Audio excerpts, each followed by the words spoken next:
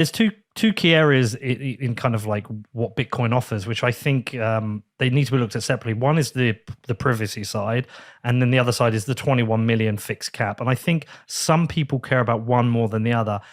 We live in a world now where there are people who care about privacy, but really with our mobile phones, we're tracked everywhere.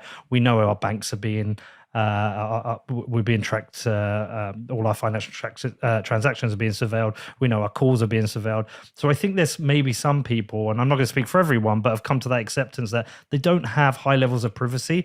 But at the same time, they're still happy to own Bitcoin because the 21 million gives them future wealth protection. So yes, that angle of having to be tracked or declare your Bitcoin holdings in terms of financial tracking and paying taxation, that certainly harms the privacy side of Bitcoin, but that doesn't harm the 21 million. And another reason people might want to own it. Now, on that side of things, they can make life more difficult. I think one of the best attacks they probably have on Bitcoin is to ban Bitcoin mining. That, to me, would be a real threat because proof of work is so important to Bitcoin. We would not want to move Bitcoin to proof of stake. Right. So you're right to identify there are things out there, but I think we're getting close to the point of no return on Bitcoin within certain Western governments. Mm-hmm. Yeah, I agree with that. Actually, I think what I think is going to maybe happen. First of all, there's now a constituency for Bitcoin in the U.S., and that constituency has a lot of high IQ people across the political spectrum. Actually, nowadays, yes, maybe it's like 60-40 or 55-45 on the right, but. No, it's getting better for sure. It's getting better, absolutely getting better in terms of the ideological diversity. Yeah. Like Ro Khanna and a bunch of other folks. There are like 10 Democrats that wrote in about it. It is becoming a seriously bipartisan thing, if it isn't already. And like Dennis Porter actually retweeted something on that. There are a bunch of efforts now this year, like Erica Rhodes, who's running against Brad Sherman. So she's a Democrat and she's into Bitcoin. Eric Adams, who's the mayor of New York City, he's a Democrat. He's into Bitcoin. Jared Polis, governor of Colorado, he's a Democrat. He's into Bitcoin, and on, right? So I think that I think it'll be fairly difficult.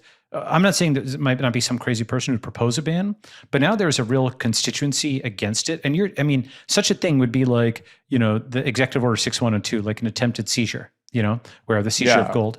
But I don't think it would be. I mean, if you think about like the response. No, but I guess what I'm saying. I guess what I'm ultimately saying is, the closer we get to your vision of this being a genuine material threat to the prevailing order, the more extreme necessarily will be the responses they consider. Because, like I said before, what ruling power centers do by their nature is act in self-preservation.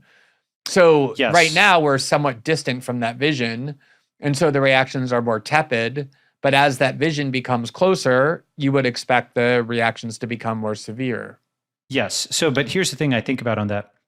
Here's an analogy from venture capital land or whatever. Okay. So, Peter Thiel, because he invested in the very first round of Facebook, was able to buy 10% of Facebook for about $500,000. Okay.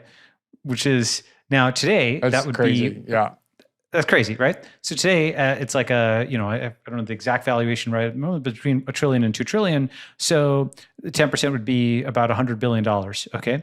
So the earlier you react to something when it's exponentially growing, the cheaper it is to buy into it or mitigate it or what have you. And the one thing that the American establishment is not good at is early spotting of issues. In venture, you'd say that they pay up, right? They only can see something. See, here's the reason why. The American establishment can only see something that is of the size that it's like an electoral constituency. Okay? Meaning really close to 50%. No, this is really interesting. This is what I was saying. I find this so interesting. You're absolutely right. I mean, how long have people been talking about Bitcoin in this increasingly pervasive way? I mean, at least a decade. Yep. And these comments I referenced earlier by Hillary Clinton were noticeable precisely because it was really the first time that major political figures in the political establishment of the world's most powerful country, or second most powerful country, depending on how you want to look at it, actually started acknowledging its existence, right? It took a decade, and then there's still most people inside the U.S. government who couldn't speak for more than 30 seconds on what Bitcoin even is. Exactly. That's right. And so what's happened is, all of the the early adopter, trend spotter, that kind of talent does not go into government anymore. It's in venture, it's in angel, it's in founders, or it's in your line of work, like the Substackers and so on, the true decentralized journalists and writers. It's not in the U.S. government. And so what that means is basically, since they have like glasses that can only see things that are at the level of an electoral constituency, they just don't take it seriously if it's less than that. And the thing is that in our age, the internet age, something can go from 0.001% to like 20% really fast, right? And so then they're on the back foot. And here's the thing, here's why it's hard. In order to actually then start looking and spotting things that are at 0.001%, you know how many are at 0.001%? I see thousands of deals a year. Okay. So you have to develop an entire, like almost like a metal detector or a radiation detector that's capable of detecting these small particles that could get really huge, right? And then properly filtering them. And those are the skills of a founder or a venture capitalist, right? And now what's interesting is that on the Chinese side, and again, I just bring it up because it is like a split screen where you can see, the Chinese started from a very, very small base. If you saw the photos of China in the 80s, like it's a pretty poor country, right? The Americans started from, like number one, but there's a civilizational diabetes thing sometimes where prosperity actually leads to its ruin because people get so fat and happy and contented and, they've inherited everything. They think it's always there on a silver platter. They assume the US is number one. Whereas Andy Grove has this concept of only the paranoid survive. Okay. The Chinese definitely took that to heart. They're all engineers, they're engineers or soldiers. So like electrical engineer, chemical engineer, et cetera. And so they do spot a lot of these things early. I mean, for example, the Great Firewall, how many people in the US government could even explain what a firewall is? I'm not trying to put you guys on the spot, but very few, right? And whereas that's like a tool of policy in China, And so this is just to say why I say, the Chinese government is like dangerously competent and the American government is dangerously incompetent. I don't think the US government is, it will react in some like really stupid, flailing kind of way. It's probably going to be extremely nasty and whatnot. But it's like paying $100 billion rather than $500,000, for 10% of Facebook. It's just at a certain point when you react that late in life, the cost just goes so high that they actually don't have the money to pay for it anymore. And that's the part that I don't think people get. Like, let me give it a different version then to kind of explain that. 10 years ago, Thiel was talking about how the US had stopped innovating.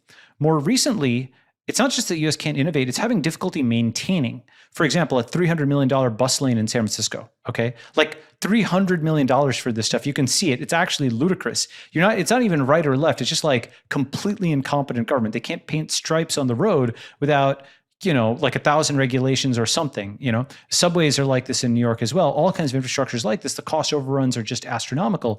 And at a certain point, it becomes something you cannot afford because if you're really, really, really bad at allocating capital, it does not matter how rich you are. If you're spending, $10,000 on an orange juice, every day, it doesn't matter if you've got $10 million, you're soon going to run out of money. There was this like excellent Chinese propaganda messaging, whatever you want to call it, that really just, kind of put its finger on the essence of the matter when the US withdrew from Afghanistan and the Taliban just marched back in the next day as though nothing had ever happened, which is basically what in fact occurred. Nothing in Afghanistan, just kind of wasting $2 trillion, $2 trillion. All these people it was like a transfer of wealth. It had its purpose. People benefited from it. The military nothing to do with the stated purpose, right? Like nothing to do with like changing Afghanistan. And so it's just like incredible humiliation. Like they just march right back in as though like they weren't the slightest bit bothered with all the accompanying humiliations on the way out. And the Chinese said, you spent 20 million, the last 20 years spending $2 trillion in Afghanistan for absolutely nothing. Well, we spent $800 billion on high-speed railways that connected, the most remote peasant to Beijing and everything in between. And that is really a great metaphor for the past of each country. And, you see it now too. The US about to like involve itself, potentially in this insane proxy war with Russia and Ukraine and pouring gigantic sums of money into training these hapless, or like extremist Ukrainian insurgency units. And again, it's just a transfer of wealth to a group of people that will change nothing besides that. And then everything else, and the incompetence there, I mean, the incompetence, again, comparing it to the stated goals, is a metaphor for how everything is taking place domestically. And I do think it's all falling apart, which I think is a compelling argument for why they're going to have a great deal of, because even brute force no longer really works. They can't even amass the force necessary any longer, as you